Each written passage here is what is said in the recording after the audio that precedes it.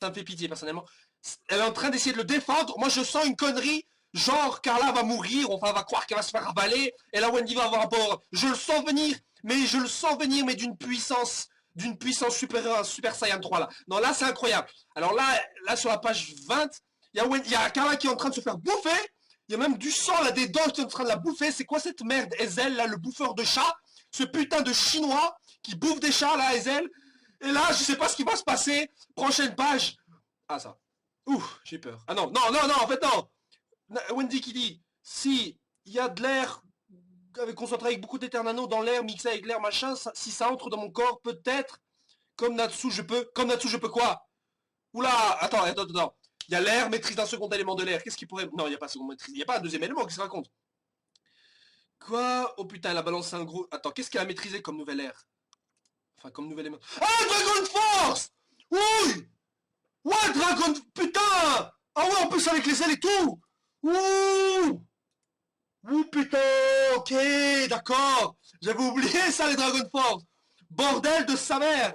Avec oh, putain, avec les détails... Putain de sa mère, la chienne! Fils de... Ça y est, les gens, c'est arrivé.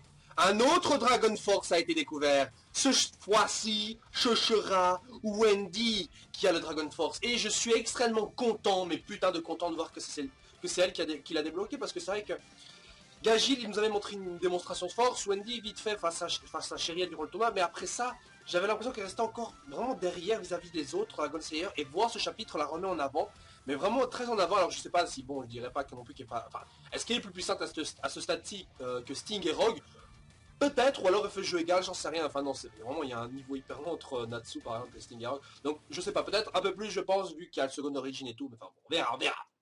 Dans tous les cas, ce chapitre donc qui en soi n'est pas si rempli que ça, il s'axe uniquement sur le combat Wendy vs contre Ezel, comme le nom du chapitre sous-entendait. Et en général, les noms les fights en général sont un peu plus chargés que ça, je trouve. Bref, on a vite fait un passage au cube donc de Tartaros où tout le monde commence à commencer un peu à paniquer parce que bon, il y a Face qui va s'activer dans 10 minutes. Comme quoi, Fairy Tail aura vraiment battu tous les records au niveau du timing, parce que là, franchement, on n'a jamais vu des 40 minutes passer aussi rapidement. Donc on est passé en 2-3 chapitres, donc de 40 à vraiment 10 minutes, ce qui est beaucoup. Donc comme je l'avais dit, comme je l'avais encore une fois prédit, que Face allait s'activer juste avant une fight, et que tout allait se faire au dernier moment, donc il reste vraiment 10 minutes.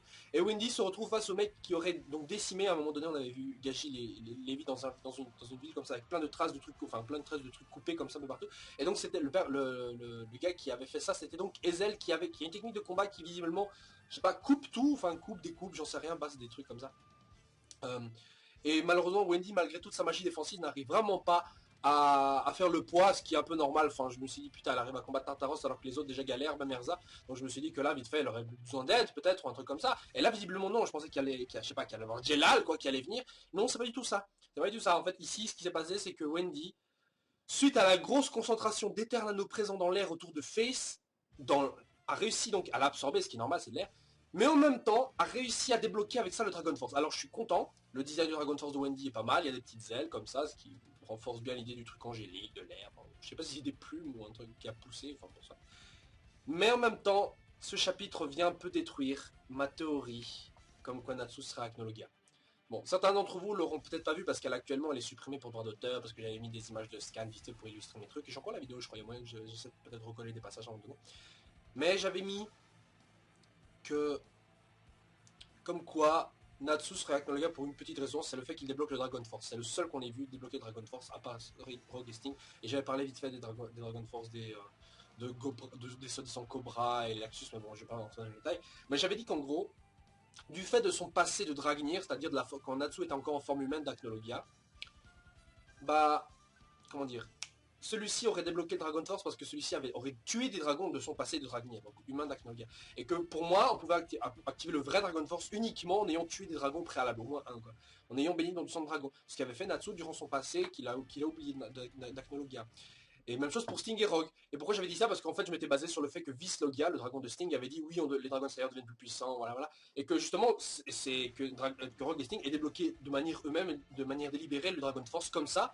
Et que la seule chose qui les sépare des autres, c'est qu'ils ont eux-mêmes tué, soi-disant, les dragons, même pas, je veux dire, pas de leur propre force, mais en tout cas, ils sont en tout cas baignés dans leur sang, ils ont buté, quoi. même si même s'ils ont fini, ils ont juste posé le coup de grâce, ils ont buté en tous les cas. Et que c'était ça qui différencie les autres. Bon alors visiblement, comme Wendy arrive eux-mêmes à débloquer ça, et qu'on l'a pas vu tuer Dragon, enfin je suppose qu'il en a pas tué, et ben alors techniquement on pourrait dire que voilà, le Dragon Force en final ne s'obtient uniquement qu'en ayant bouffé son élément, mais avec une grosse concentration d'Eternano. Comme Natsu avec l'Etherion, il n'y avait pas uniquement du feu dedans, mais il y avait une grosse concentration d'Eternano. Et comme il n'y avait pas que du feu dedans, bah, il est tombé malade. Voilà.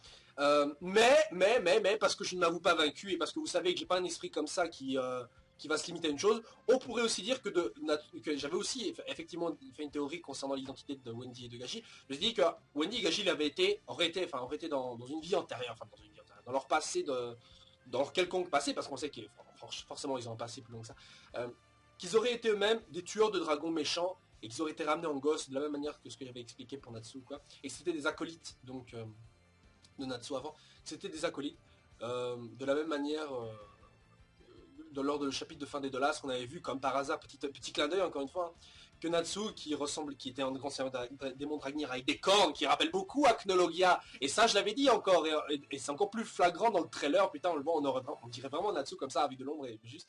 Allez voir la fin de l'arc des Dolas quand Natsu se fait passer pour le grand seigneur démon, le grand seigneur démon Dragnir, et si Easy End était en fait une personnalité de Natsu et que c'est pour ça qu'il peut pas se tuer, enfin pour ça que Igni ne pouvait pas tuer parce que c'était Natsu et qu'il s'entichait de lui ou un truc dans le genre. Enfin bon, c'est encore une théorie comme ça et je commence à aller vraiment un peu partout, donc je vais essayer de me reconcentrer sur ce que je disais. Donc que Wendy, ça changerait à ma théorie que Wendy aurait tué des dragons, donc c'est pour ça qu'elle peut aussi activer le Dragon Force. Donc qu'est-ce qu'il faudrait d'ailleurs pour que Gaji lui-même active le Dragon Force? Bah, il faudrait qu'il bouffe un élément, un alliage, je vais pas dire non plus de l'acier d'ArcelorMittal, mais il faudrait qu'il bouffe, je sais pas, un acier, enfin qui bouffe de l'acier de haute qualité, quoi, avec de l'éternel dedans. Moi au début je me suis dit il peut bouffer des pierres précieuses, de l'or ou un truc comme ça, mais en fait non, c'est vraiment pas uniquement de son élément de meilleure qualité, mais vraiment de son élément avec blindé d'éternano, quoi.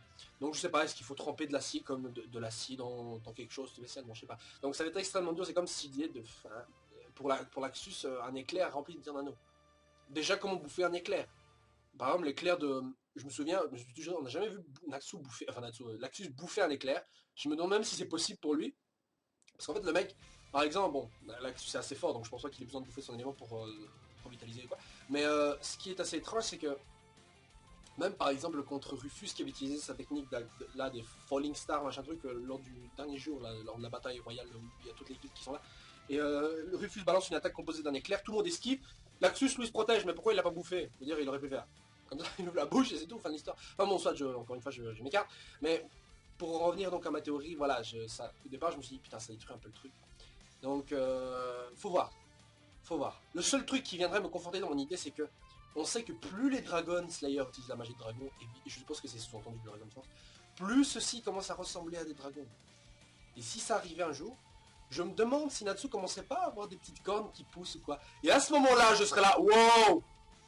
On est en train d'aller dans un terrain dangereux là, Mashima. Tu es en train de me donner des éléments que je peux bouffer pour pouvoir te pondre une autre théorie. Donc voilà, moi je suis extrêmement hyped, encore une fois, de ce qui pourrait se passer.